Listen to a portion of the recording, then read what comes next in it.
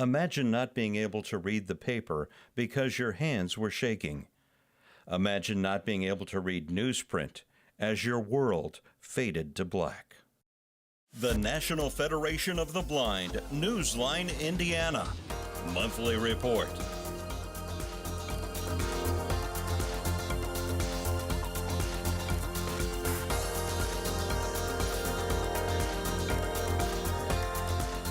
With your host, Lee Martin, and co-host, Florence Myers-McSwine.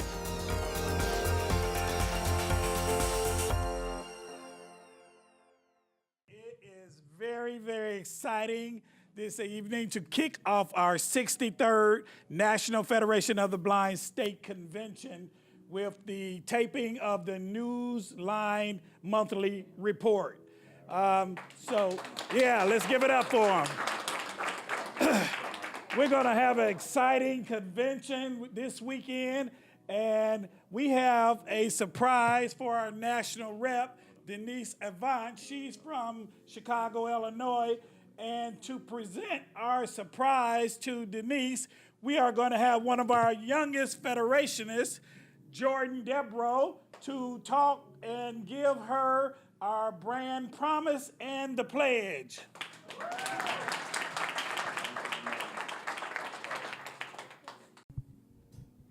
I pledge to participate actively in the efforts of the National Federation of the Blind to achieve equality, opportunity, and security for the blind, to support the policies and programs of the Federation, and to abide by its Constitution. Yeah! I want to welcome you back to the National Federation of the Blind Newsline Indiana Monthly Report. Thank you for tuning in to us today, and we do have a continued show with our guest from Chicago, Illinois, attorney, Denise Avant. As you can recall through our last show, she was sharing with us about how life was for her as a youth growing up, and we kind of left off with her education, and there were a few questions from the audience regarding how she was doing in her professional life. If you didn't see that segment, please tune into that segment. You can go to our website and visit on YouTube, and go to the website of nfb.org, and you can also go to the website of nfbnewsline-in.org, nfbnewsline-in.org, and find those shows and all the previous shows. So, Denise. Yes. Welcome back again to the second segment of your interview. Thank you.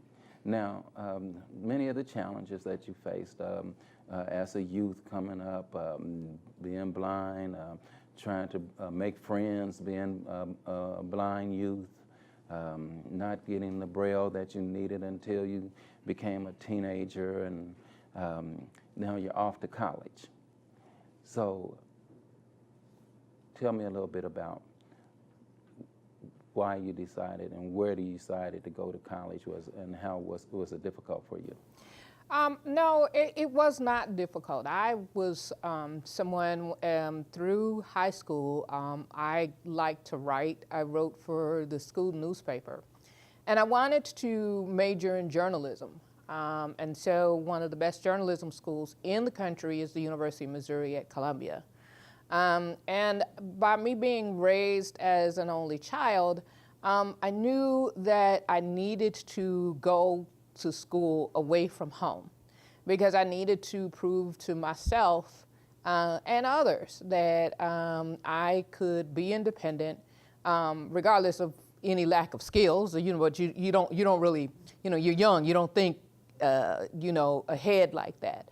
But I knew that I needed to get away from home in order to grow up and become more independent and not always have someone to kind of, break my fall if that occurred. And so it was a very easy decision for me to decide to go to the University of Missouri. Now, ultimately, I didn't major in journalism at that time, but I did go to school there, and I ended up majoring in political science. I took a constitutional law class as part of our political science degree, and I enjoyed it so much. I enjoyed the law so much, and I've always wanted to do something centered around public interest, that I decided that the best choice at that time was to proceed on to law school. So that's what I ended up doing. I had to go out of pocket a little bit, but girl, you are deep. And so, okay, how were you received in college initially? Because you know you meet a lot of people that probably have never met a blind person in their life, and you know, share a little bit about that. Well, I had several things working when I went away to school, because remember, you know, from a large city, so now I'm coming from a large city to basically the center of the state of Missouri. I wouldn't quite say it was rural, but it was not, the lifestyle was definitely more conservative. It was harder to get around because they didn't have the transportation system, obviously, that you would find in a major metropolitan area. The politics is different. You know, and it really had to teach me a lot about how to get along with people. I did at least establish initially my first set of friends were blind, but then as you know, I stayed down at the school, I began to meet others, whether they, you know, because they were my readers or my other classmates, and you know, I made, you know, friends in that realm, you know, and it was a slow process. But nevertheless, you know, I was able to, you know, assimilate into the campus life. I'm not saying that it was easy, but I managed to do it. As a blind student, how do you feel that you were accepted, or, well, I'm going to use that word, accepted by the faculty, the staff? Well, I think the faculty, because there were laws on the books, you know, that said that they had to, you know, they didn't call it reasonable accommodations back then. But, you know, I had, because I received state services from, I actually became a Missouri resident, because at that time I thought that I might actually stay in the state. And I received services from the Bureau of Blind Service in Missouri. They paid for my readers, so I was able to have reader assistance money. I was able to have, and to show you how long ago this was, all we had was a Braille writer and these APH tape recorders that we carted around with us from class to class to record the classes. And they gave me Braille paper and tapes and all of those kinds of things. And, you know, I was able to, you know, complete my assignments in that way. So I had the support that I needed at the school. After all, the University of Missouri Columbia is a major, it was the state school, it's a major university. So they were good about, you know, supplying me with what I needed. Now, I would say the difference between now and then is I could engage in self-help. I didn't have to wait for the Disability Student Service Office to decide when or if or what services they were going to give to me. I could call my own shots. In fact, I was encouraged to call my own shots. It took me a little bit to understand about the things that I needed to do in order to control, you know, my own destiny. But I could go outside, I could hire my own readers, I could, you know, get books on tape. They just told me where to call, all of those kinds of things. I made arrangements with my teachers to, you know, setting up, taking my test and how to take the test. All those kinds of things I was able to do back then. But nowadays, I don't think you do that anymore. I think the Disability Student Service Office does that for the students, and that can be good and it can be bad.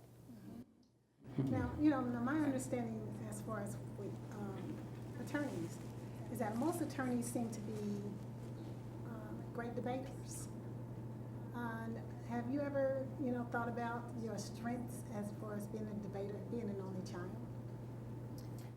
I really haven't thought that much about it, but you know, obviously I had to hone my skills because since I was doing appellate practice, oral arguments is a form of debate because what you have to do is pick your issues, address the court when they ask you questions, but yet use the questions to make your point.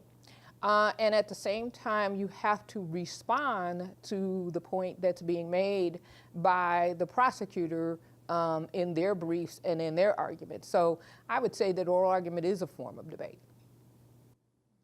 So, as you debated, now, have you ever been married? No. I know there will be a great debate there. And somebody would lose. So, but, you know, as you continue through your career, as you become, you know, toward the retirement, how did you prepare yourself for that and for that point and stage in your life? Well, what I tried to do was to take care of myself financially.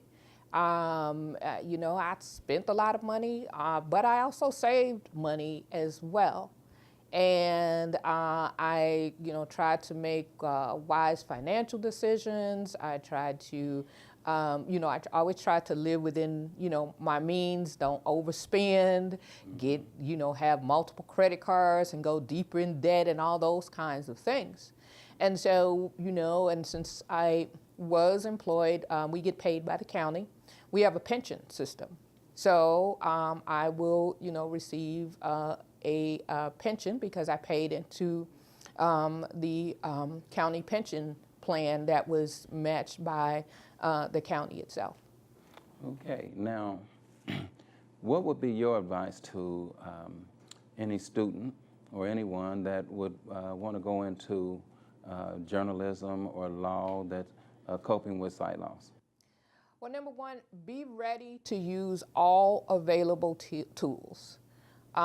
Whether if you if you struggle to read, do not be ashamed to learn Braille and to use Braille.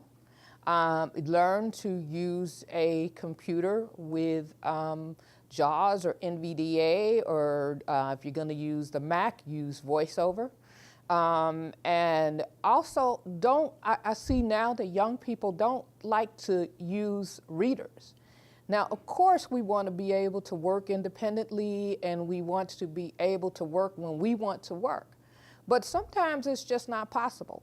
So rather than letting the train leave the station, don't be afraid to go and hire a human reader to read for you, because no matter how much technology there is, at least in today's world, you always will probably need a reader. I mean, when I did my work, even when I was just doing appellate practice, I still needed a reader to look at my briefs when I was done to make sure that they were properly formatted in accordance with the rules of the Illinois Supreme Court. So that's a visual inspection. And sometimes a reader can just help you sift through material quicker. So I just would say use all available tools at your disposal. Using all available tools at your disposal. There's a lot of tools to put in your toolbox.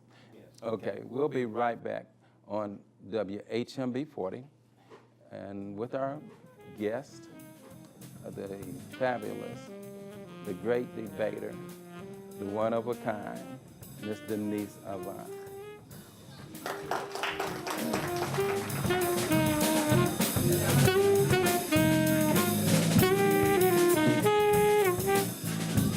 If you or someone you know is visually impaired or print challenged, the National Federation of the Blind has a resource you need. I am a CFP practitioner, and I happen to be blind. I rely on NFB Newsline to keep me current with Wall Street Journal and the Financial Times. Hoosiers can hear Indiana magazines, circulars, national magazines, and information from across the globe. Learn more by calling 855-963-6476 or visit nfbnewsline-in.org.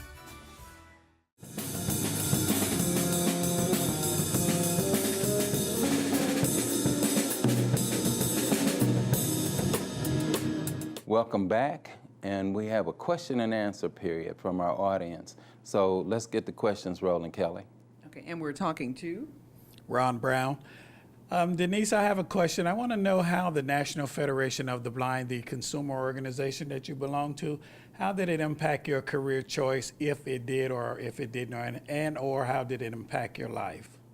Well, it didn't have an impact on my career choice because I was way into my career before I joined the NFB. I'm a latecomer to the NFB. I've always known about the Federation, but back in the day when I first heard of the Federation, I heard a lot of negative things about the Federation and the people that were in it, so I just was not interested in really joining. However, as I proceeded through my career and despite my success, I really began to, see that blind people, our opinions were not respected, and what, our ideas were not valued. And so I was kind of a little restless and wanted to really kind of join some group or some cause. And I had 2 friends in the Federation at the time. And plus I had lunch with Patty Chang a couple of times. And Patty is the current scholarship chair and the immediate past president of the NFBI, National Federation of the Blind of Illinois. And so they invited me to come to the Chicago chapter meetings. So finally, one Saturday afternoon, I think it was a Saturday in June, I really wasn't doing anything, and I said, I'm going to go down here to one of those meetings. So I went down to the meeting, and I would say that I've rarely missed a meeting since.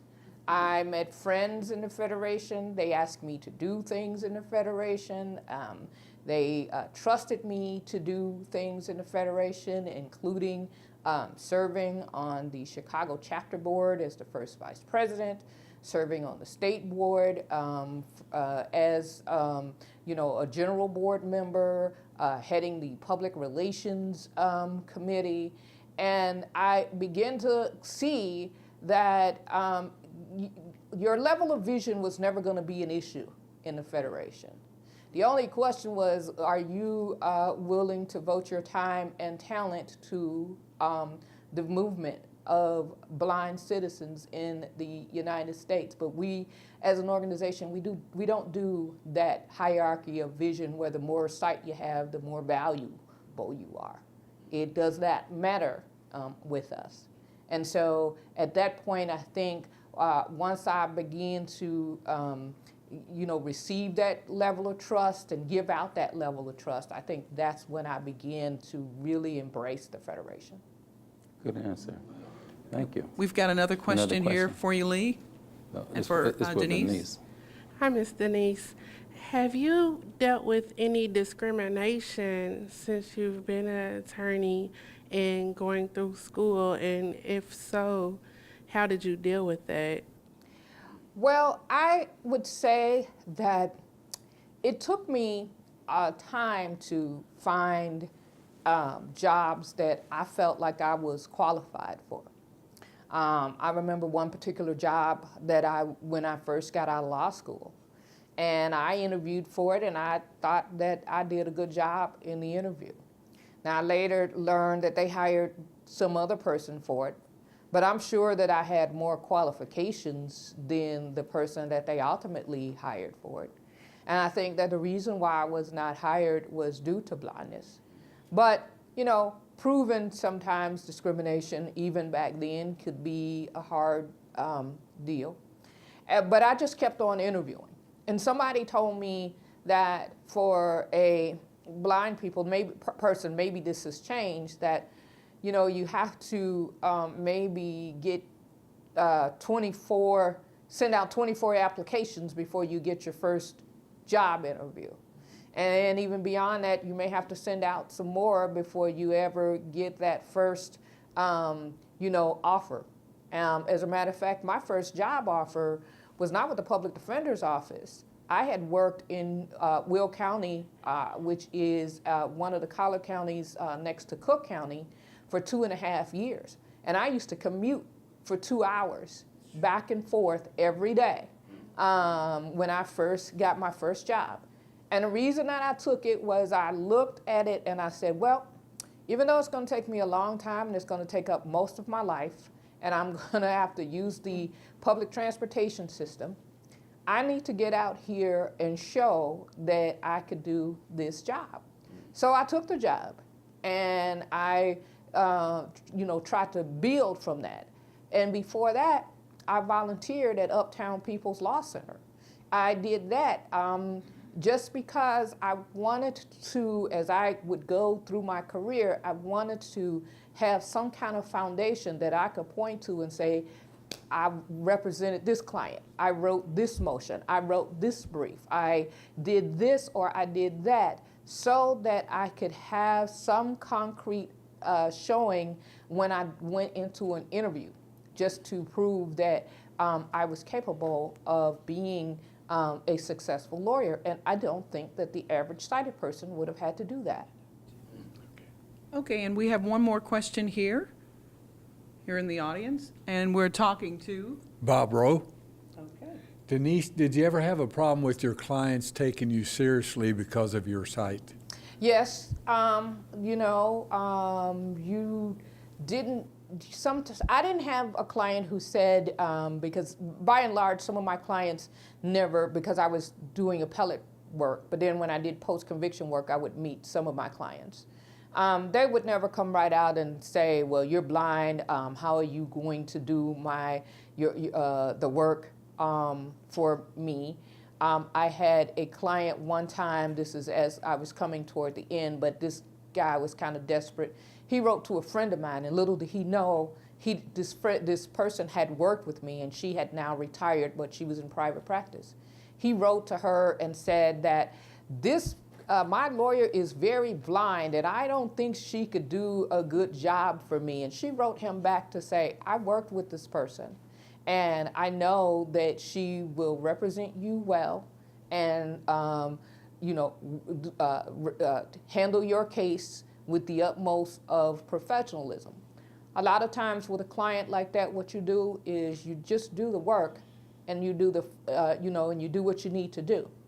And then when they see the work that you've done on their behalf, I've always been able to overcome any concerns that they may have. Well, you've heard it from Denise about concerns and overcoming obstacles, and that she did not allow blindness to hold her back. And one thing I want to talk about, orientation and mobility training. You seem to have done quite a bit. When did you truly decide to use the white cane? Well, one day I was, I think it was in my freshman year at the University of Missouri, and I would use my cane. I wasn't, but I would use it when I thought I needed it, as opposed to when I really should have had it. So to cross a street, because my mobility instructor said I should do it. To walk around at night because I knew that I had night blindness and couldn't see anything at all. But other than that, I didn't use my cane, and I had a folding cane. So one day I was in the bookstore, and I didn't know the bookstore, very well. I knew only a segment. All of a sudden, I started going down a flight of stairs. I didn't fall, but you know how fortunately there were only 4 of them, but all of a sudden you're at the bottom of these stairs and you're wondering how you got there. And at that point, I knew, because as far as I was concerned, I thought the surface was just flat. I didn't know that there were stairs. And at that point, I was like, you know what? It's time for me to get this cane out, to keep it out, and to use it. So at that point, when I was about 18 or 19, I decided that, wherever I was, if I was in a strange place, any place other than my house or my workplace, that I would have my cane out and using it. And over the years, I've, watched other cane travelers and how they use their cane, and, and just, try to develop the, technique. Obviously, we all can use improvement from time to time. I may not be the best cane traveler, but, I can, handle myself such that I'm not a threat to my health and safety. Well, that's great to hear.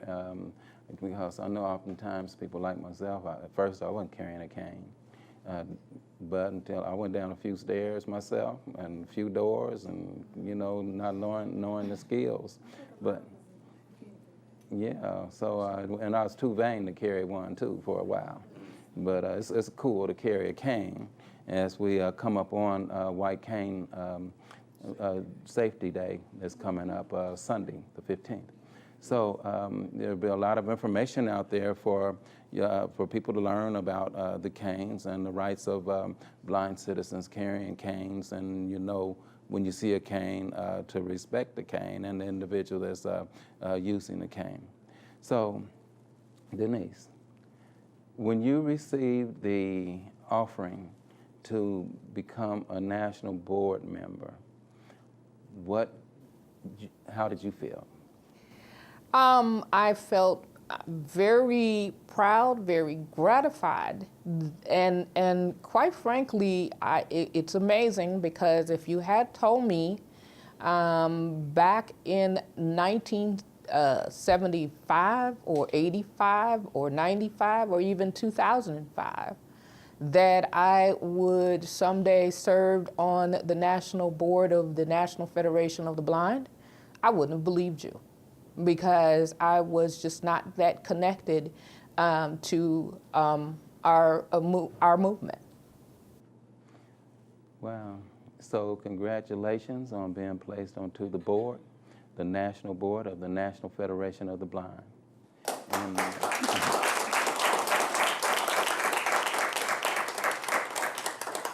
And we'll be better served because of that. Great people like you that are on the national board. We just want to leave everyone with the thought that, you know, blindness is not what holds us back. You hold yourself back. The I in you is very important, because that same I in you, we put them all together, it makes us. And it makes us a greater federation, it makes us a greater community advocate and adversary for those that are losing their sight. Somewhere today, someone is losing their sight. They need you. They need the I in you. They need the National Federation of the Blind. They need your commitment, just as the organization needs your commitment. Make it a nice day. Make it a nice weekend. Be committed to yourselves. Be committed to your life. And God bless you all. We'll see you next week. Take good care. God bless you.